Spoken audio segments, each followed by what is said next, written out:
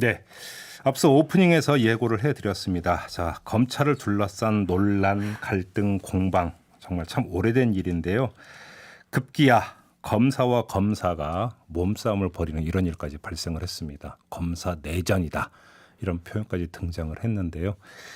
검찰이 어디로 가고 있는 건지, 그다음에 또 어디로 가야 되는 건지 좀 전반적으로 한번 짚어보기 위해서 오늘 특별한 토론을 준비를 했습니다. 국회 법제사법위원회 소속 여야 의원 두 분을 모시고 현안과 제도 개선책에 대해서 토론을 하는 시간을 좀 가져보려고 특별한 자리를 마련을 했는데요.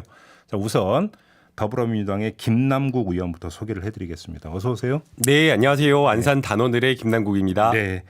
그리고 이제 미래통합당의 유상범 의원을 소개를 해드려야 되는데 지금 그러니까 오고 계십니다. 조금 이따 인사 나누도록 하겠고요.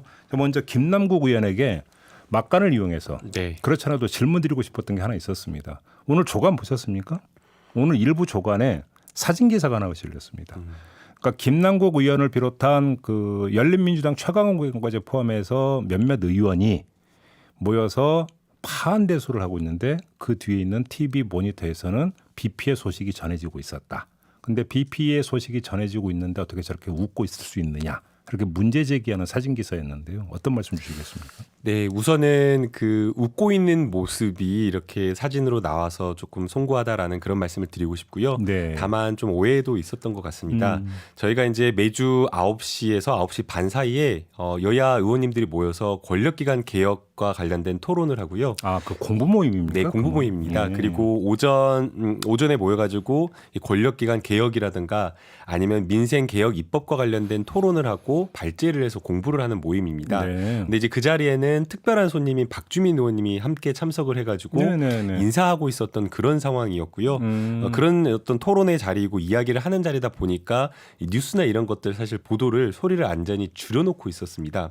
그래서 TV를 보고 있었다라고 한다면 그런 뭐 비 피해 소식이나 이런 것들을 정확히 알고 이해하고 있었을 텐데요. 그러지 않은 상황에서 이제 사진을 이제 한 장 찍고 그래도 누군가 손님이 와서 이야기를 하고 간 자리였기 때문에 좀 사진 한 장 찍자라고 하는 상황이었고요. 네. 사진 찍어주시는 이제 보좌진께서 싸우러 온 사람처럼 왜 웃지도 않고 있냐라고 해가지고 우리 이제 친하다라는 그 모습으로 이제 웃는 그런 어떤 장면이 나갔는데 그래요? 예, 그런데 이제 그걸 이제 또 너무 이제 악의적으로 또 뭐 BP에 있는데 그것도 BP에 있는데 지역구에 있는 뭐 황운하 의원님 뭐 챙기지도 않고 웃는 것만 사진으로 보내는 거 아니냐라고 하면서 약간 좀 했는데 네. 악의적인 부분도 좀 있다고 생각이 듭니다. 그래요. 그럼 박주민 의원이 이제 당대표 경선에 이제 그 출마를 했는데 그것 때문에 인사하러 온 거였습니다. 그런 자리였습니까? 네. 예. 알겠습니다. 뭐 판단은 이 방송 듣고 계시는 우리 애청자 여러분에게 좀 맡기도록 하겠고요. 자, 이제 본격적으로 검찰과 관련한 이야기를 좀 해야 될 것 같은데요. 유상범 의원께서 아마 이제 그 방금 도착을 하실 것 같은데 먼저 김남국 의원과 좀 이야기를 진행을 하도록 하겠습니다. 먼저 2부에서는 지금 불거진 현안이 있습니다. 한동훈 검사장과 정진웅 부장검사 간의 이른바 몸싸움. 좀 이거에 대해서 좀 집중적으로 좀 이야기를 해야 될 것 같은데요. 이 어떤 그 충돌의 본질을 어떻게 규정을 해야 된다고 생각하십니까? 저는 큰 문제는 아니라고 저는 생각이 들고요. 네. 사실은 이게 마치 엄청나게 무슨 문제가 있는 것처럼 이야기를 하고 있는데 사건 본질은 그렇지 않다라고 생각이 듭니다. 네. 한동훈 검사장에 대해서 추가적인 압수수색 영장 집행을 위해서 보통은 그냥 이제 뭐 밑에 있는 30대 초반의 일반 어떤 검사가 가는데 한동훈 검사장은 그래도 검찰총장의 최측근이고 굉장히 또 검사장 고위직이라고 하는 그런 자리에 있는 사람이기 때문에 예우 차원에서 부장검사가 나가서 압수수색 영장을 집행하려고 했던 것으로 보이고요. 네. 그 과정에서 저는 오히려 정모 부장검사가 자신의 직분에 좀 충실하다 보니까 이런 좀 해프닝이 벌어지지 않았나라는 그런 생각이 듭니다. 직분에 충실하려 했다는 말씀이 어떤 말씀이세요? 압수수색 영장을 집행하는 과정에서 가장 중요한 건요. 이런 휴대폰이라든가 컴퓨터, 노트북 이런 거 압수할 때 가장 중요한 것은 데이터 손실이라든가 증거 인멸이 이루어지는 것을 막는 겁니다. 네. 압수수색 영장을 집행하는 과정에서도 다른 뭐 방에서는 뭐 지우려고 하는 시도가 있을 수도 있고 또는 폐기하려고 하는 시도가 있을 수도 있기 때문에 네. 사실 그러한 어떤 의심스러운 정황이 발견되었을 때는 즉각적으로 그것을 막고 압수물을 확실하게 확보하는 그런 것들이 매우 중요하고요. 그렇기 때문에 이 정모 부장검사가 현장에서 판단했을 때에는 휴대폰에다가 무엇인가를 입력하려고 하는 것이 단순하게 비밀번호를 입력하려고 하는 것이 아니라 네. 증거를 인멸하려고 하는 것이 아닌가라는 생각을 충분하게 할 수밖에 없었다고 저는 생각이 들고요. 예. 그러면 정모 부장검사 입장에서는 그 상황에서 그러한 어떤 행동을 중단해달라 요청할 수 있다라고 저는 생각이 듭니다. 그러니까 한동훈 검사장이 의심을 살 만한 행동을 하고 있었기 때문에 정준홍 부장검사가 제지를 한 것이다 이런 말씀이십니까? 정리하면 이게 보도되는 것은 아니 한동훈 검사장이 그때 비밀번호를 눌러가지고 전화를 하려고 했었던 것이다라고 이렇게 이야기를 하는 거잖아요. 네. 그것은 사후적으로 평가를 했을 때 사후적으로 한동훈 검사장이 자신의 입장을 밝히고 취재를 통해서 밝혀진 상황과 사실관계가 이렇게 됐을 때는 그렇게 뭐 되었다라고 이야기를 하지만 네. 그러나 압수수색 영장을 집행하는 부장검사 입장에서는 충분히 오해할 만한 상황이기 때문에 그 상황에서 무엇을 하고 계시느냐 잠시 그걸 중단해달라 그 하고 있는 행동에 대해서 구체적으로 보여달라고 요구하는 게 아주 지극히 정상적인 행동이었다고 저는 생각이 듭니다. 근데 그게 꼭 어떤 이 말로 제지할 수는 없었던 건가요? 말로 지금 제지를 하려고 했었다라고 이야기를 하고 있고요. 네. 말로 제지를 하는 과정에서 뭘 하느냐라고 계속 몇 차례 질문을 하면서 네. 다가갔는데 그랬는데 그것을 계속 행동을 이어갔기 때문에 이게 실랑이가 붙었다라고 합니다. 예. 알겠습니다. 지금 김남국 의원하고 이야기를 나누는 사이에 지금 미래통합당의 유상범 의원이 도착을 하셨습니다. 먼저 인사부터 나누고요. 어서 오세요. 네, 반갑습니다. 네. 늦어서 죄송합니다. 네네. 그러니까 도로 사정이 좀 그랬던 것 같습니다. 지금 뭐 약간 그러니까 이 숨을 고를 그 시간을 좀 드려야 될 것 같은데. 네. 그런데 지금 뭐 이미 이야기가 나왔기 때문에 자 이제 물 한잔 하시고. 바로 그러니까 유상범 의원께도 똑같은 질문을 좀 드려야 될 것 같아요. 토론이다 보니까. 네. 그러니까 한동훈 검사장하고 정준홍 부장검사 간의 이른바 몸싸움. 자, 이 몸싸움의 본질이 무엇이냐에 대해서 김남국 의원에게 이제 질문을 드렸고요. 네. 김남국 의원의 이제 답변은 한동훈 검사장이 증거 인멸을 하려는 행위로 의심을 살 만한 행동을 했기 때문에 그러니까 정준홍 부장검사가 제지한 것 아니겠느냐 이렇게 지금 이제 분석을 해주셨거든요. 네. 유상범 의원님은 어떻게 보세요? 뭐 고의적으로 했을지는 잘 모르겠습니다. 몸싸움이? 예, 네. 고의적으로 했는지까지는 제가 판단하기는 어려운데 네. 지금까지 설명된 내용에 의하면은 한동훈 검사장에게 전화기를 써서 변호인에게 전화를 하라고 동의를 했고 네. 한동훈 검사장이 비밀번호를 누르는데 마지막 번호를 누르는데 갑자기 덮쳤다는 겁니다. 그거는 의심을 살 만한 행동이 아니죠. 예. 그 압수수색의 대상은 유심입니다. 예. 비밀번호를 누른다고 유심의 뭐 내용이 없어집니까? 그건 말이 안 되는 소리죠. 제가 봐서는 그 당시에 아마 정부장이 상당히 심리적으로 압박을 받았거나 여러 가지로 좀 복잡했던 상황이 아닌가 싶습니다. 좀 흥분된 상태였다 이렇게 보시는 겁니까? 그렇게 보고 무리하게 예. 본인이 행동을 한 거다 이렇게 생각을 합니다. 이게 그 공무집행이 적법했냐 적법하지 않았느냐를 판단할 때 가장 중요한 기준이 현장에 있었던 공무원이 인지하고 있었던 것을 판단으로 기준 삼아야 된다라고 이야기를 하고 있습니다. 좀 더 풀어주시면. 예, 그러니까 현장에 있지 않은 사람들이나 아니면 사후적으로 밝혀진 여러 가지 사실관계를 기초로 해서 판단을 하면 잘못된 판단을 내릴 수 있다라는 거죠. 그러니까 이게 공무집행 방해 행위에 해당이 되느냐 안 되느냐 현장에 있는 공무원이 제일 잘한다 이 말씀이십니까? 그러니까 그 기준이라고 하는 것, 적절한 행동이냐 과잉 행동이냐라고 하는 그 기준은 철저하게 정진우 부장검사 현장에 나가서 압수수색 집행을 하려고 했던 부장검사 시점으로 판단을 해야지 지금 추가적으로 보도되고 밝혀진 어떤 그런 내용에 따라서 아니 이게 비밀번호를 입력하려고 했던 거다라고 하면서 나중에 밝혀진 사실로 이걸 판단하는 건 좀 적절하진 않다라고 보입니다.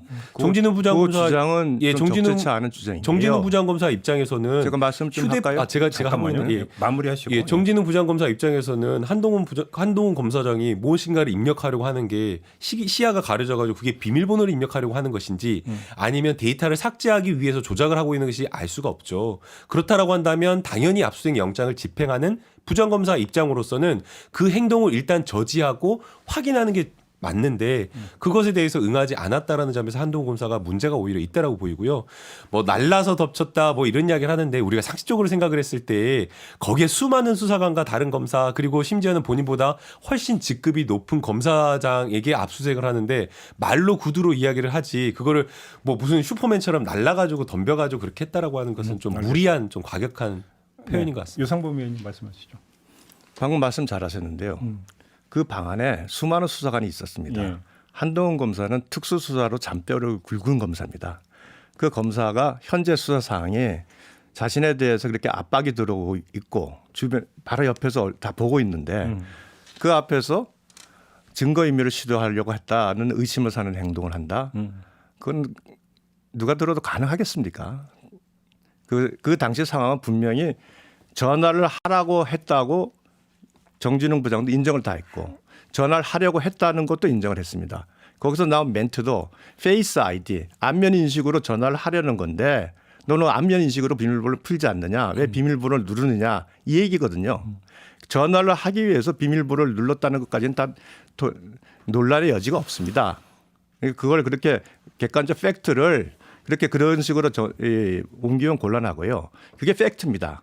알겠습니다. 자, 여기서 요 문제는 더 이상 여쭤보지 않겠어요. 왜냐하면 지금 그 두 분의 말씀대로 그러니까 이건 팩트거든요. 네, 그렇습니다. 그러니까 그 자리에 또 여러 목격자가 있기 때문에 이건 사실이에요. 네, 맞습니다. 사실관계이기 때문에 이건 추정보다는 확인해야 될 사항이니까 일단 다만 그 확인하는 과정에서 포인트를 어디에 둘 것인가라는 점 정도로만 가름을 하고요. 그러니까 다음 문제로 좀 넘어가죠. 근데 이 전사가 있는 것 같습니다. 잠시만요. 포인트를 어디로 두냐는 문제는 압수수색을 하는 당사자가 네. 유심을 그러니까 압수를 하기 위해서 피의자 즉 사건 관계인의 몸에 손을 댔다는 것 이 자체가 포인트입니다. 알겠습니다. 그거 이제 법적 해석의 부분이니까 좀 남겨두고요. 제가 좀 두 분께 두 번째 질문으로 드리고 싶었던 부분이 뭐냐면 이런 어떤 몸싸움이 있기 전에 어떤 전사 부분에서 이제 보도에 따르면 한동훈 검사장이 검사의 신분이라면 그 누구보다도 자발적으로 수사에 협조를 해야 되는데 그렇지 않았던 것 아니냐라고 하는 여기서 결국은 불신의 바탕에 깔려 있었던 것 아니냐. 또 한동훈 검사장 입장에서는 나는 그러니까 그 결백한데 나를 자꾸 그러니까 이렇게 이제 몰아가고 있다라고 하는 또 어떤 수사팀에 대한 불신이 있었고 결국은 본질은 양쪽이 모두 불신에서부터 비롯된 거 아니냐라는 해석이 있는데 이 점은 어떻게 보십니까? 유상범 의원님. 당연히 불신은 있다고 봅니다. 기본적으로 이 사건 자체가 하나는 검언유착이라는 프레임으로 하는 입장이 수사팀의 입장이고요. 예. 또 하나는 이거는 권언유착이라고 하는 사실은 그 이동재 기자와 한동훈 검사 사이에 어떠한 그 신라장 유시민과 관련된 어떠한 공모가 없었음에도 불구하고 일부 그러니까 뭐 말씀드리기 어렵습니다만 여론이 의도적으로 그 내용을 조작해서 뭐 MBC 말씀하시는 겁니까? 아니 이건 뭐 제가 말씀드릴 수 없고요. 그러니까 그 두 가지 프레임이 있는 상태고 사실은 이제 요 압수수색 전까지 네.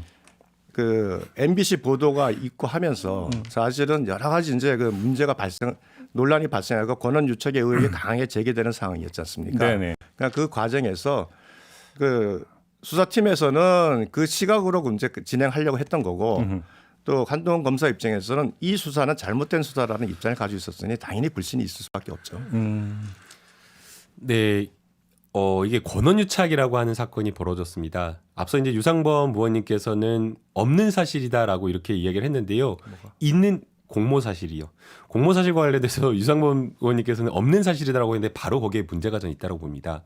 수사를 해보지도 않았는데 그게 아니죠. 수사를 제가 말을 하고 있으니까 입장이 그렇다는 거죠. 제가 그렇게 말씀하신 곤란. 아니 의원님께서 지금 말씀하신 건데 제가 이야기를 하고 있을 때는 끝까지 들어주시는 게 전 좋다고 보이고요. 네. 의원님께서는 이미 아예 이 사건 자체를 공모가 없었다라고 단정을 해버리고 이야기를 하는 겁니다. 바로 저는 그 지점에 문제가 있다고 생각이 드는데요.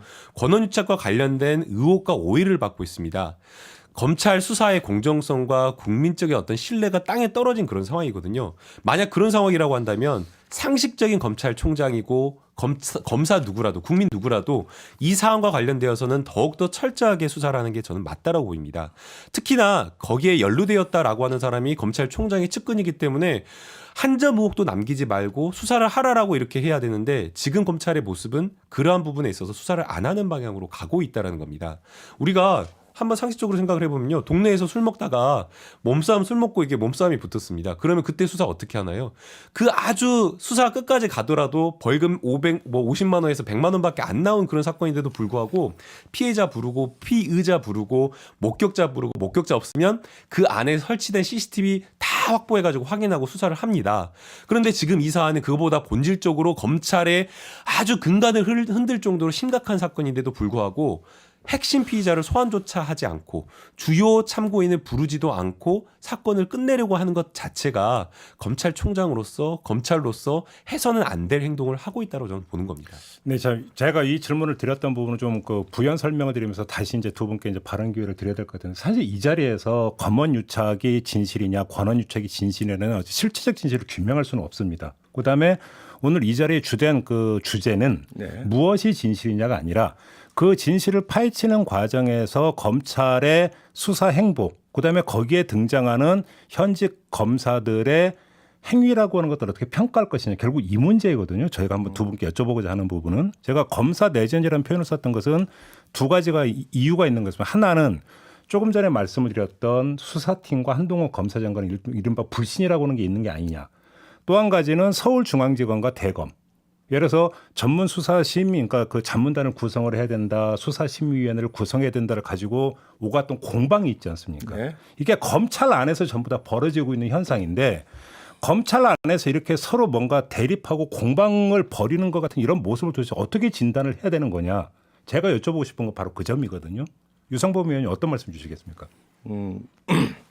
먼저 우리 김남국 의원께서 제가 마치 권언유착으로 공모가 없다고 단정적으로 말씀하시는데 상대방의 얘기를 이런 식으로 표현을 하시면 안 됩니다. 의원님께서 그 표현 쓰셨습니다. 제가 한동훈 잠깐만요. 예. 한동훈 검사장의 입장에서는 이런 입장이라고 제가 말씀을 드린 거지.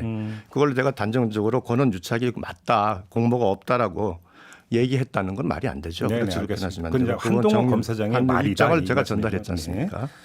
그다음에 이제 말씀을 드리면 검찰 안에서 벌어진 일이라고 말씀을 하셨는데 이건 검찰 안에서 내부적으로 벌어진 일이 아닙니다. 기본적으로 법무부 검찰 내에서 어쨌거나 이 부분에 뭐 내부 조율 과정은 항상 있었습니다. 제가 중앙지검 3차장 검사를 할 때도 수사의 과정에서 수사를 하는 당사자와 또 그것을 대해서 옆에서 지휘하고 분석하는 대검 입장이 달라가지고 그걸 상당 기간 조율하면서 합리적인 안을 도출해 가는 과정이 항상 있습니다. 갈등은 항상 있었다. 예, 항상 있죠. 왜냐하면 수사를 하는 사람 입장에서는 우리가 소위 말하는 확증 편향성이라는 말을 하지 않습니까? 네네네. 자기가 수사가 항상 옳다는 믿음이 있습니다. 네, 진행을 그렇죠, 하다 보면. 그렇죠. 그러다 보니까 항상 시야를 놓칠 가능성이 많기 때문에 그거를 대검의 지휘팀에서 그 시야를 보정해 주는 역할을 하는데 네. 그 과정에서 갈등이 발생을 하는 겁니다.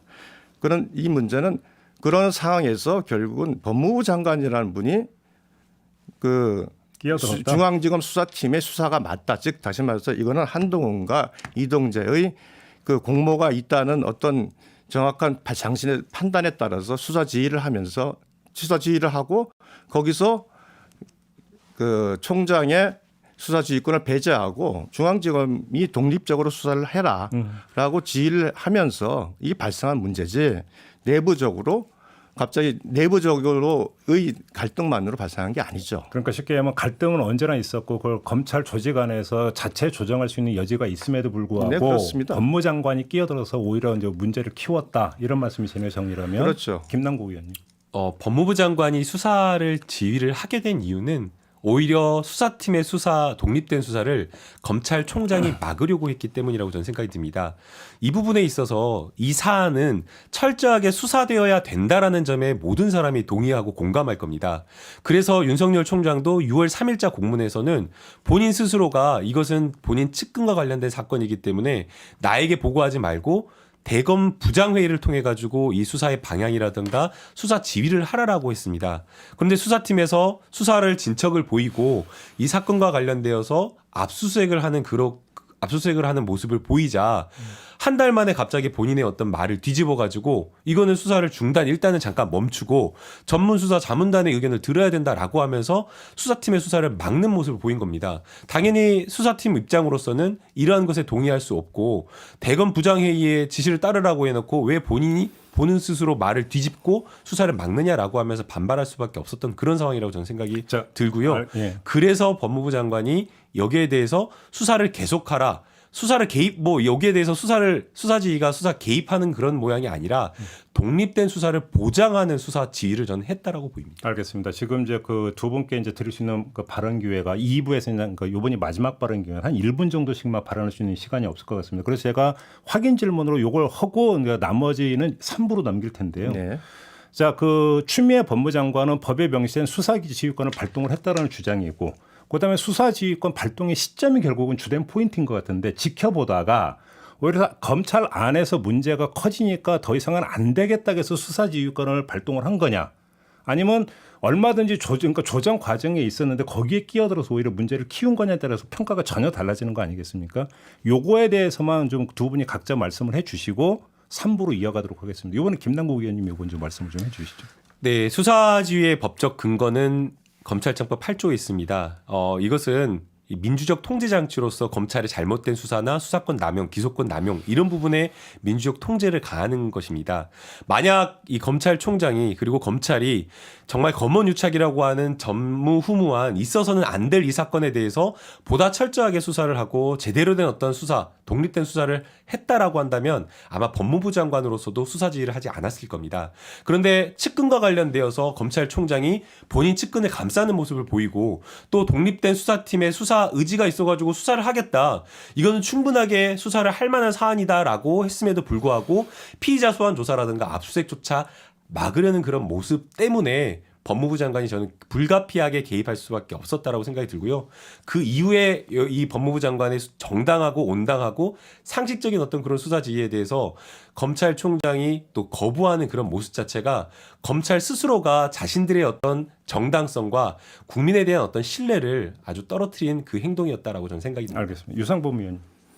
여러 가지 말씀 중에 몇 가지 질문 짚고 들어가겠습니다. 첫째, 좀 짧게 해주세요. 검찰총장이 거부했다는 말은 검찰총장은 받아들였습니다. 뭘 수사지휘를 거부합니까? 다 수인했지 않습니까? 두 번째, 이 사안에 대해서 그 한동훈 검사장에 대한 부분이 아니었습니다. 그 당시에는 이동재에 대한 구속영장과 관련된 부분이었습니다. 그 부분에 대해서 논란이 있었는데 제가 말씀드리면 그 윤석열 총장은 대검 부장회의를 통해서 지휘를 했습니다. 그런데 두 차례 보완 지휘를 했고 그 사이에 한 번 더 그 지휘를 하기 위해서 구속영장을 보내라. 그리고 그다음에 와서 설명을 하라고 하는 그거부터 중앙지검수사팀이 거부를 했습니다. 거부를 하게 되니까 논란이 생겼고 그래서 그렇다면은 중앙지검수사팀이 사실상 항명을 하니 그것을 대해서 지휘가 잘 안 되니 전문수사 자문단은 넘겨서 그런 외부에서 다시 판단을 받아보자 이렇게 반성을 한 겁니다. 마치 그것이 윤석열 총장이 아무 이유 없이 바꿨다. 이것은 사실과는 좀 다른 부분이라는 걸 말씀을 드리고요. 네. 그 타이밍에 그러니까 이동재에 대한 구속영장을 청구하느냐 마냐의 타이밍에 갑자기 법무부 장관이 수사지휘라는 명분으로 들어온 겁니다. 이건 한동훈 검사랑 전혀 관련이 없는 부분입니다. 알겠습니다. 자, 일단 이제 두 분의 어떤 이제 큰 틀에서 어떤 좀 의견만을 좀 들었는데요. 이야기가 이제 진행이 되다 보니까 자연스럽게 어떤 이제 수사 지휘의 문제로까지 갔던 것 아니겠습니까? 여기는 두 가지 수사 지휘가 있습니다. 윤석열 그 검찰총장으로서의 수사 지휘의 문제 하나하고 법무부 장관으로서의 수사 지휘의 문제가 있는 건데 이 문제가 제도 개혁 이야기로 좀 넘어오는 것이 결국은 총장의 수사 지휘권을 그러니까 조정을 해야 되는 거 아니냐라는 지금 방안까지 나온 상태입니다. 네. 법무검찰개혁위원회에 의해서 이야기가 자연스럽게 이제 제도 개선 방안으로 좀 넘어가는 것 같은데요. 요거는 잠시 전하는 말씀을 듣고 3부에서 좀 이어가도록 하겠습니다. 일단 좀 전하는 말씀부터 좀 듣죠. 네, 앞서 2부에서 검찰을 둘러싼 온갖 논란과 공방을 한번 종합 정리하는 특별 토론 시작을 했는데요. 자, 3부에서도 토론 이어가도록 하겠습니다. 두 분과 함께 하는데요. 국회 법제사법위원회 소속 두 여야 의원입니다. 미래통합당의 유상범 의원 그리고 더불어민주당의 김남국 의원과 함께하고 있습니다. 앞서 2부 토론 마무리하면서 이미 말씀을 드린 대로 이제 그 수사 지휘권 문제를 좀 이야기를 해야 될 것 같은데 앞서 네. 이야기를 하면서 추미애 법무부 장관의 수사 지휘권 발동 이야기까지 잠깐 했거든요. 그 이야기 마무리하고 이제 제도 문제로 좀 넘어갔으면 좋겠는데 지금 유상범 의원께서는 그러면 추미애 장관의 수사 지휘권 적법성에 문제가 있다 이런 판단이신 겁니까? 예, 저는 그렇게 생각합니다. 어떤 점에서요? 모든 지위는 법적 근거를 가지고 합니다. 네. 검찰청법 8조에 의한 지위도 검찰청법 안에서 한계를 가지고 있습니다. 그게 검찰청법 12조입니다. 그 검찰에 대한 모두 수사 지위는 원칙적으로 검찰총장에게 있습니다. 그러면 그 검찰총장의 지휘권을 침해하는 수사 지위는 할 수가 없는 겁니다. 그 법적인 한계가 있고요. 두 번째로는 그 법의 취지의 한계입니다. 그 법은 검찰의 독립성, 중립성을 보장하기 위해서 법무부 장관이 수사지휘 관여를 총장에게 가면 지휘해라. 그렇죠. 구체적 사건에 가면 지휘해라. 이렇게 제안을 한 겁니다. 그게 입법 취지입니다. 네. 그래서 이런 두 가지 한계가 있음에도 불구하고 예. 그 한계를 벗어나서 총장의 수사 지휘 자체를 박탈해 버리는 지휘를 했다는 것은 이 수사에서 손대라고 했던 그렇죠. 그 그건 부분 수사 지휘권을 박탈한 겁니다. 그래요. 그 점을 좀 지적을 예. 하시는 그리고 세 번째로 자꾸 독립관청이라는데 검사는 독립제가 아닙니다. 독임관청입니다. 단독으로 사건을 처리하되 네. 내부적으로 그 검사 이름을 처리하는 내부적으로 지휘를 받도록 되어 있습니다. 그게 결재란 제도로 이루어집니다. 그래서 가장 중요한 사건은 총장이 지휘를 받는 거고 덜 중요한 사건은 검사장, 부장 예. 이렇게 가는 겁니다. 예. 근데 그거를 마치 그 수사를 하는 사람이 독립적으로 해라고 요구하는 것은 법원 판사가 판결을 하라는 얘기입니다. 독립적으로. 근데 법원은 독립적으로 합니다. 대신 신급제를 두는 겁니다. 그래서 독립적으로 하되 그걸 조정하기 위해서. 네네. 그러니까 이 부분에 대한 조금 정정이 필요할 것 같습니다. 알겠습니다. 김남국 의원님은 어떻게 평가를 하세요? 네, 그 저희가 형사소송법이나 형법을 배울 때 검사 동일체 원칙, 그러니까 검찰총장이 쫙 저 밑에 있는 2,200명의 검사들을 일사불란하게 이렇게 지휘하는 게 마치 정말 금과 옥조처럼 정말 꼭 반드시 이것은 필요하고 지켜져야 되는 것처럼 배웠는데요. 실제 현실적으로 이게 필요했던 이유는 정치적 외압이나 수사에 있어서 독립성을 지키기 위해서 검찰총장이 방패막이를 하라라는 그런 취지였습니다. 그런데 현실에서 돌아가는 것을 보면요. 검찰총장이 정치권으로부터 방패막이 역할을 하는 것이 아니라 청와대 법무부와 결탁해가지고 오히려 검찰 조직을 일사불란하게 정권에 갖다 바치는 그런 역할을 해버리는 겁니다. 또 뭐 여러 가지 검찰과 관련되어서 수사를 해야 되는 사건에 있어서 수사를 하지 않는 제 식구를 감싸는 그러한 어떤 검찰 이기주의 같은 그런 모습을 보이다 보니까 오히려 검찰총장이 가지고 있는 이 정말 큰 수사지휘하는 아주 큰 무소불위의 이 권력 자체가 내부로부터의 견제와 균형이 필요하다라는 그런 생각을 한 것 같습니다. 그래서 이 지금 법무부 검찰개혁위원회에서 권고안으로 낸 것을 보게 되면요. 검찰총장이 가지고 있는 여러 가지 이 수사 지휘 그 권한 자체가 오히려 부작용 역기능이 많기 때문에 고검장에게 그러한 어떤 수사 지휘할 수 있는 그 권한을 실질적 권한을 분산시키고 법무부 장관이 고검장을 검사 지휘하되 이게 법무부 장관에게 어떤 큰 권한을 주는 것이 아니라 오히려 그 수사 지휘와 관련된 내용을 살펴보면 서면으로 객관적으로 지휘하고 또 서면 지휘하게 되는 의견을 받고 또 근본적으로 불기소 그러니까 봐주기 하는 불기소하는 처분은 못하도록 했기 때문에 오히려 이게 국민적 통제와 민주적 통제를 강화하는 권고한 바람직한 방향으로 저는 가고 있는 것 아닌가 생각이 듭니다. 자연스럽게 김남국이 제가 이제 바로 이제 요번에 이제 드리려고 했던 질문이 바로 그거였는데 자연스럽게 먼저 말씀을 꺼내 주셨어요. 그러니까 며칠 전에 그 법무검찰개혁위원회에서 권고안이 나온 게 지금 그 총장의 수사지휘권을 고검장한테 넘기고 그다음에 그러면 법무부 장관은 지금 검찰청법에 따르면 검찰총장에게만 지금 수사를 지휘하도록 되어 있는데 그러면 고검장에게 서면으로 한다 지금 이거잖아요 권고안이. 그러면 그거는 불가피한 측면이 있고 바른 방향에 이런 평가신 건가요? 네, 그러면? 과거에 보게 되면요 검찰총장이 제대로 수사나 이런 것들을 하지 않고 있었다라는 게 극명하게 드러납니다. 예컨대 특수부 수사에서 뇌물과 관련된 진술을 만들어내기 위해서 73번, 88번을 불러가지고 진술 시험을 보고 아예 사건을 만들어냈다라는 의심을 받고 있거든요. 그럼 이 사건 감찰하고 수사해야 되는 게 너무나 당연하지 않습니까? 그런데 검찰총장이 수사 안 하고 감찰 안 하고 패싱해갖고 인권부로 내려보내버립니다. 검언유착과 관련된 사건도 너무나 상식적으로 철저하게 수사를 해야 되는데 수사를 하지 않으려고 전문수사단 자문단 꾸려가지고 여론전하려는 그런 모습을 보이고 있는 겁니다. 2016년도에 서울 남부지검에서 또 무슨 사건이 있었습니까? 그 바로 부장 직급 상관인 부장검사가 폭언과 폭행을 해가지고 30대 초반의 일선 검사가 극단적 선택을 했습니다. 이 사건과 관련되어서 수사 있었습니까? 수사해야 된다라고 하는데 이제 올해 초에 고발인 조사가 올해 초에 있었다는 겁니다. 5년 지나서 말이 안 되는 일이거든요. 울산 고래고기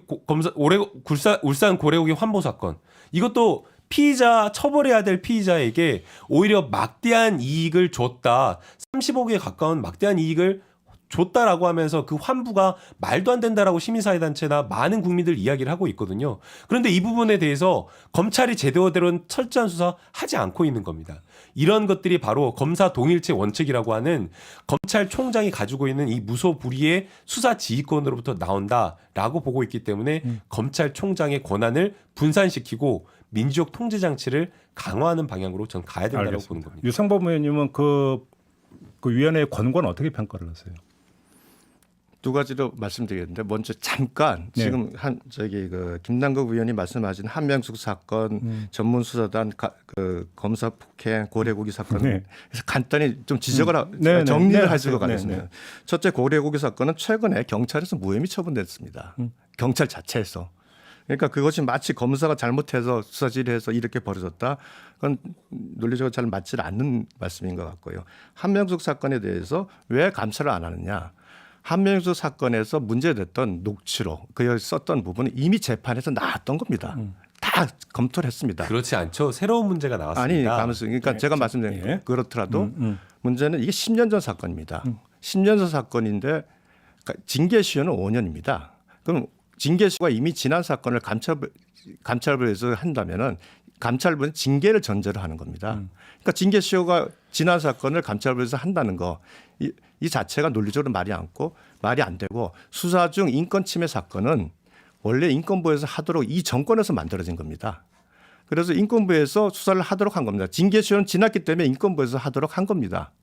그걸 가지고 지금 마치 무슨 잘못된 총장의 수사 지휘라고 지적을 하시면 이건 팩트에 문제가 있고요. 그다음에 나머지 아까 전문 수사단을 마치 자꾸 무소불위의 수사 지휘라고 하시는데 아까 제가 말씀드렸듯이 그 대검 부장 협의체에서 지휘를 하는데 수사팀에서 자료 제출도 거부하고 그다음에 또 하나는 회의에 출석하는 요구도 거부하는 수사팀의 항명이 있었습니다. 그 항명이 발생하고 나서 그럼 그걸 어떻게 해결할 거냐. 그래서 그 항명을 해결하기 위한 방안으로서 총장이 전문 수사 자문단을 해서 내가 총장이 말에 직접 관여했으면 자기가 직접 얘기를 하죠. 그거를 전문 수사 자문단에 회부하라고 얘기했던 겁니다. 그래서 말씀하신 부분에 대해서 전체 내용이 팩트를 좀 정리할 필요가 있고요. 예. 또 저 말씀하신 대로 그와 같이 한다면 법무부 장관이 직접 개입한다는 것은 결국 권력이 들어온다는 얘기입니다. 그러면 우리가 지난 민주화 이후에 지켜왔던 검찰청의 임기제 이것도 검찰의 독립과 중립이라는 임기제를 도입한 거 노무현 대통령께서 서명하신 법안입니다. 1988년도에. 그리고 그다음에 그 8조가 항상 문제된 것도 검찰의 독립성, 중립성이 중요하다는 이유로 8조가 항상 논란이 됐던 겁니다. 검찰청법 8조가. 즉 검찰이라는 것은 행정부의 소속이지만 수사와 기소는 사법행위입니다. 그러니까 행정부 소속이 돼 사법행위를 하기 때문에 이것은 법치를 구현하는 겁니다. 법치를 구현한다는 것은 결국 권력을 견제하는 것이고요. 그렇다면 이것은 가능한 그 독립성과 중립성을 인정해야 되는 것이 선진 각국의 원칙입니다. 그래서 프랑스에서도 2013년에 법무부 장관의 수사지휘권을 폐지했습니다. 이것은 우리가 지켜야 할 민주화 이후에 꼭 지켜야 할 가치입니다. 사람에 따라서 지위가 좀 마음에 들 수도 있고 안 들 수도 있습니다. 지난 2년 동안 검찰 윤석열 총장이 소위 과거 정권에 적폐를 할 때 민주당 정권에서 다 박수 쳤지 않습니까? 그러나 조국 사건과 윤석열 사건으로 윤석열 사건이요. 죄송합니다. 유재수 사건 또 울산시장 선거 개입 사건을 하면서 결국 이 권력에 손을 대자 갑자기 그 수사지휘권부터 모든 문제를 제기합니다. 내로남불이죠. 이렇게 가면 안 되지 않겠습니까? 정리를 하면 그러니까 검찰총장의 수사지휘권을 고검장한테 넘기는 게 아니라 오히려 법무장관의 수사지휘권을 없애는 게 오히려 더 순방향이다 이런 말씀이시네요. 정리를 하면. 선진 각국에서는 그런 방향으로 나갑니다. 네. 그렇지 않고요. 그 우선은 팩트 체크부터 저는 할 필요가 있다라고 저는 생각이 듭니다. 앞서 감찰시효는 그 이 한명수 전 총리 사건과 관련되어서 감찰 시효는 끝났지만 모해 위증 교사 공소 시효는 남아 있습니다. 재판 과정에서 위증을 교사했다라는 그런 것이기 때문에 공소 시효가 남아 있는 문제이고요. 그렇기 때문에 지금 수사를 해달라고 해서 수사도 같이 진행 중에 있기 때문에 이건 팩트 체크해야 될 것 같고요. 고래고기 환부 사건도 이것도 경찰이 무혐의 처분했으니까 문제 없는 건 아니냐라고 이렇게 말씀하시지만 이거 고등학생이 보더라도 이 사건 법률가가 아니라 고등학생이 보더라도 말도 안 되는 사건입니다. 압수수색이나 이런 것들을 검찰에서 해주지 않아가지고 불기소 처분할 수밖에 없었던 그런 상황을 결론적으로 문제 없으면 무혐의 처분 났으니까 괜찮은 거 아니냐? 이건 저는 말도 안 되는 이야기라고 저는 생각이 들고요. 또 그다음 세 번째 아까 유상범 의원님께서 수사팀의 항명이다라고 했는데요. 항명일 수밖에 없죠. 수사팀에서는 이게 혐의가 있다라고 하면서 수사를 하려고 이제 막 시작을 하려고 하는데 대검이나 검찰에서는 아예 혐의가 없다라는 이야기를 계속해서 언론을 통해 가지고 흘려 보내니까 당연히 수사팀으로서는 말도 안 된다라고 하면서 수사를 하겠다라고 이야기를 했는데 이걸 어떻게 항명으로 평가를 합니까? 저는 오히려 수사팀에서 이렇게 수사를 하겠다라고 하는 것을 대검과 윤석열 총장이 보호해주고 더 수사를 하라라고 했어야 되는데 그렇지 않았다라는 점에서 적절하지 않은 수사 지휘를 했다라고 저는 생각이 됩니다. 그러면 마저 지금 하신 김에 유상범 의원께서 얘기했던 수사지휘권을 고검장한테 이제 분산해서 그러니까 하는 거에 대해서 이제 비판적으로 말씀해 주셨는데 그거에 대해서 어떤 말씀 주시겠습니까? 제가 앞서 말씀드린 대로 여러 사건과 관련되어서 검찰이 일선의 어떤 피해자나 피의자의 억울함을 풀어주는 그런 사건에 있어서 제대로 된 어떤 객관적으로 공정하게 사건을 처리했다라고 하면 모르겠습니다. 그런데 지금까지 건국 이래 한 60년, 70년 동안 검사들은 물론 대부분의 사건들은 잘 처리했겠지만 정관예우 같은 일반적인 사건이 아니라 큰 사건들 나와가지고 막 돈 많이 주고 5천만 원, 1억 주고 2억 주고 고래고기 환부 사건도 2억 원 정도의 수임료를 받았다라고 이렇게 이야기를 하고 있거든요.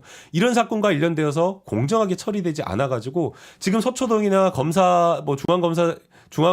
중앙지검이나 여러 검찰청 앞에서 억울하다라고 호소한 사람들 많습니다. 그런데 그런 사건에 대해서 과연 공정하게 처리했냐? 오히려 지금 전 검찰이 객관적으로 스스로에 대한 수사를 다시 돌아봐야 될다라고 생각이 들고요. 그러한 어떤 신뢰를 잃었기 때문에 검찰 개혁을 해야 된다라고 이야기를 하고 있고 그러한 어떤 문제점을 지적하는 과정에서 검찰총장의 수사 지휘 그리고 검사가 하나의 몸처럼 이렇게 움직이는 부분에 대해서 비판이 전 가해졌다라고 저는 봅니다. 알겠습니다. 자, 그러면 유상범 의원께 또 이제 그 추가 질문 좀 하나 드리고 싶은데요. 이 그 권고안이 나왔을 때 어떤 해석이 바로 따라붙었냐면 이거 윤석열 힘 빼기 차원 아니냐. 권고안이 너무 정치적인 거 아니냐 이런 이제 지적이 있었어요. 네.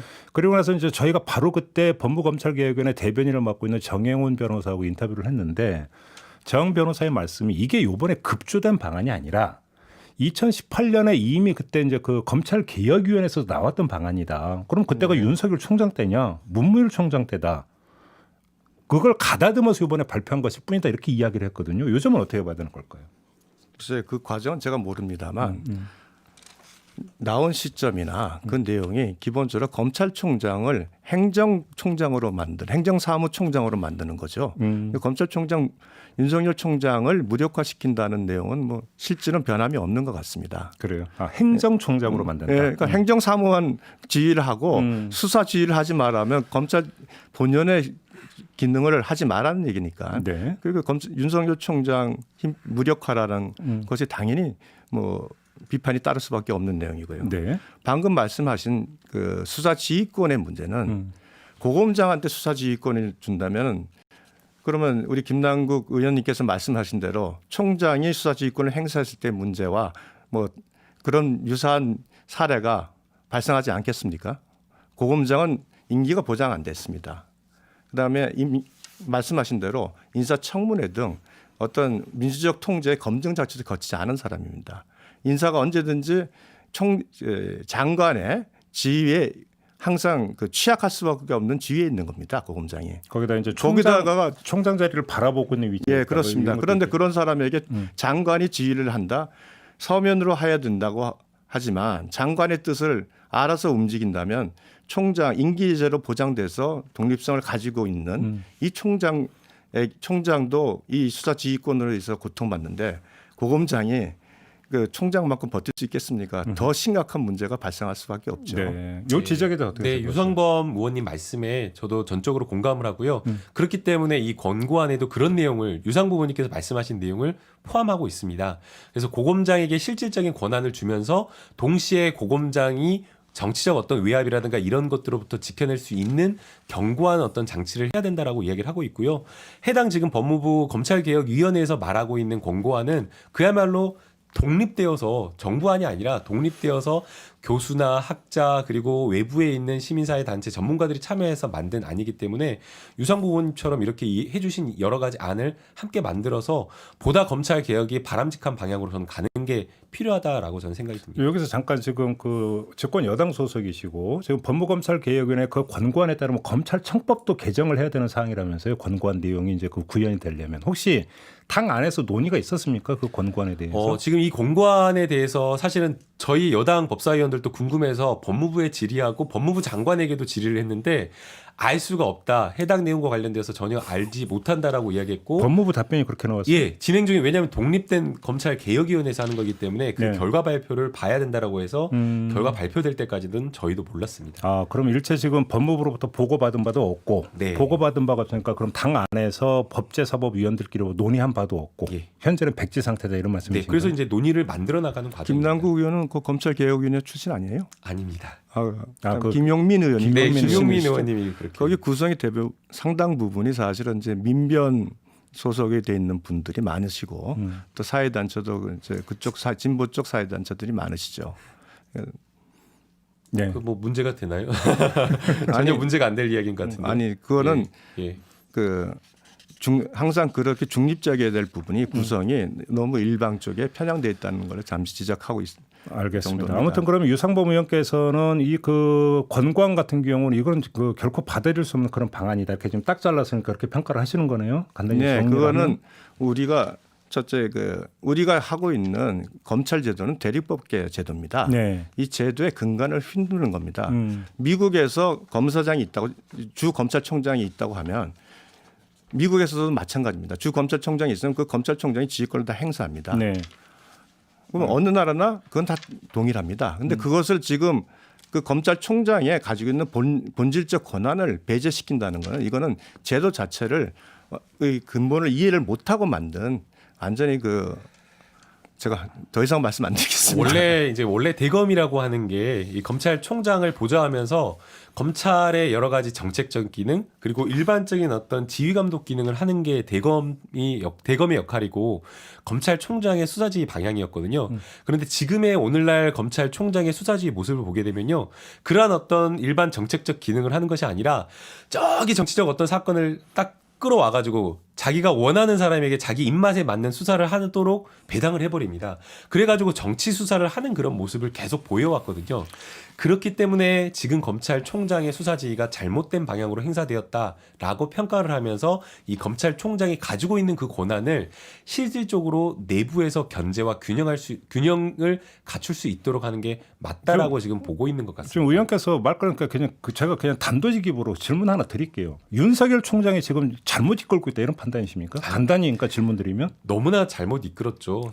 저는 오히려 지금 이 일련의 과정을 보면서 아마 윤석열 총장은 인과의 법칙을 이게 나한테도 적용되는구나라고 생각을 할 겁니다. 인과의 법칙이라면 어떤 걸 말씀하시는 거예요? 윤석열 총장이 만약 제대로 된 어떤 수사, 법과 원칙에 따른 공정한 수사를 했다라고 하면 이렇게 아마 검찰 개혁위원회에서 이런 공고가 나오지 않았을 겁니다. 본인 장모 사건과 관련되어서는 봐주기 수사하거나 아니면 봐주기 수사를 했다라는 이런 비판을 받거나 아니면 본인 측근과 관련되어서는 감찰이나 이런 것들을 다 패싱해버리고 법과 원칙에 따른 수사를 하지 않았다라는 이런 비판을 지금 받고 있기 때문에 검찰이 법과 원칙에 따른 공정한 수사 이런 방향으로 가지 않고 있다. 그리고 검찰총장이 가지고 있는 수사 지휘권이 제대로 행사되지 않고 있다. 그렇기 때문에 이러한 어떤 개혁반이 저는 나왔다라고 생각합니다. 유상범 의원은 어떻게 말씀 주시겠어요? 글쎄요. 일단 장모는 윤석열 총장 장모는 기소됐고요. 네. 봐주기 기소했다라고 보고 있죠. 기소됐지 않습니까? 봐주기 기소. 알겠습니다. 아니, 그 말 네. 듣기는 네. 기소됐고. 네. 그다음에 제가 말씀드렸듯이 지금 인권부에서 수사를 하고 있습니다. 근데 무슨 수사를 안 하고 있다고 말씀하십니까? 그러니까 말씀 그렇게 하시면 안 되고 징계시효가 지났기 때문에 인권부에 배당했다고 말씀을 드렸잖아요. 네. 그래서 수사를 하고 있고요. 제가 첨언해서 말씀드리면요. 대검에서 감찰을 하고 있는데요. 독립된 감찰 이 부장이 감찰을 하려고 했는데 그것을 패싱해가지고 자기를 패싱해가고 서울중앙지검 인권감독관에 내려보냈다라고 하면서 문제를 그게 제기를 잘못됐다는 했거든요. 거 제가 지적하는 겁니다. 감찰 부장이 그렇게 아니 제가 문제 제기하고 말씀드린 건 있는데 이것을 가지고 자꾸 그걸 가지고 자꾸 괜찮다라고 그렇게 하는 나오시면 것은 안 좀 되고. 문제 있지 않나 생각이 알겠습니다. 그거는 지금 이제 유상범 의원 이제 말씀 차리니까 마무리하고 네. 이야기하시죠. 네. 죄송합니다. 제가 말이 자꾸 들어오다 보니까 질문의 취지를 잠깐. 자, 그럼 다시 한번 정리해 드리겠는데 좀 개개 사건을 좀 넘어서 지금 김남국 의원께서는 윤석열 총장이 수사 지휘를 제대로 못해서 여기까지 왔다라고 하는 평가거든요. 그 점에 대해서 어떻게 생각하시는지를 여쭤봤습니다. 윤석열 총장이 수사 지휘를 못했다고 단정적으로 말하려면 구체적인 구체적으로 왜 그런지 설명이 돼야 됩니다. 지금 말씀하시는 건 보니까 결국은 지금 이 소위 채널 A 기자 사건 이걸 가지고 말씀하시는 것 같은데 네. 그 부분에 대해서 이미 많이 설명이 됐으니까요. 그건 두 가지 서로 제가 말씀드렸지 이건 이렇게 아까 말씀드렸듯이 일선 틈은 자기가 수사한 것에 대한 확증 평양성을 가지고 있습니다. 그것을 제3자인 대검에서 항상 그것을 검증해서 합리적으로 갈 수 있게 조율하는 과정입니다. 그러니까 그걸 가지고 갑자기 수사 지휘를 뭐 일방 잘못하고 있다 이렇게 표현하시면 그건 제가 너무 일방적으로 매도하는 듯한 느낌이 나서 조금 주의할 필요가 있다고 생각을 합니다. 이제 시간이 또 다 됐습니다. 지금 이제 마무리를 해야 되는데요. 제가 그러니까 준비해 오신 말씀 한번 10분의 1도 못했을 거라고 짐작을 하는데 어쩔 수가 없습니다. 네. 자, 그래서 마지막으로 이 얘기를 꼭 준비했는데 정말 못한 게 있다라고 하는 걸 30초씩만 말씀할 수 있는 뭐 자유롭게 아무거나도 좋습니다. 말씀할 수 있는 기회를 드리겠습니다. 김남국 의원님. 네, 이 검찰 개혁은 이번 시기를 놓치면 더 이상 할 수가 없습니다. 이 검찰 개혁의 방향은 검찰이 정말 국민을 위한 검찰로 다시 태어나게 만드는 길이고요. 그것은 독점된 권한, 힘과 권력이 집중되어 있는 권한을 아주 민주주의의 기본적 원리인 견제와 균형의 원리를 적용시키는 것이라고 저는 생각이 듭니다. 알겠습니다. 검찰총장이 권력을 독점해서는 안 되고요. 검사의 기소권과 수사권도 남용돼서는 안 됩니다. 그곳에 바로 민주적 통제, 국민적 통제가 알겠습니다. 들어갈 수 있는 방향으로 검찰 개혁이 이루어져야 됩니다. 자, 마지막으로 유상범 의원님. 검찰 개혁이 검찰 무력화로 이어져서는 안 됩니다. 검찰을 개혁해야 되는 것은 저도 인정을 합니다. 그러나 개혁을 어떻게 할 것이냐에 대한 진지한 고민이 있어야 되는데 네. 결국 선진국형 검찰 즉 직접 수사는 자제하되 현장에서 수사하는 경찰이 수사로 인한 인권 침해, 적법 절차를 지휘 감독하는 수사 지휘 기능을 강화함으로써 검찰이 본래 태동했던 그 원래 취지를 한국의 검찰이 구현하도록 알겠습니다. 이렇게 방향을 설정을 해야 됩니다. 알겠습니다. 자, 이제 마무리를 해야 되는데요. 저희가 이제 큰 맘 먹고 2부, 3부까지 다 터가지고 토론을 준비를 했음에도 불구하고 이제 시작인가 싶은데 이제 끝내야 되는 이런 상황이 되었습니다. 이 아쉬움을 다음 2차 토론을 기약하는 것으로 대신하면서 오늘 두 분과는 인사를 좀 나눠야 될 것 같습니다. 더불어민주당의 김남국 의원, 미래통합당의 유상범 의원 두 분과 함께했습니다. 고맙습니다. 네, 고맙습니다. 네, 감사합니다.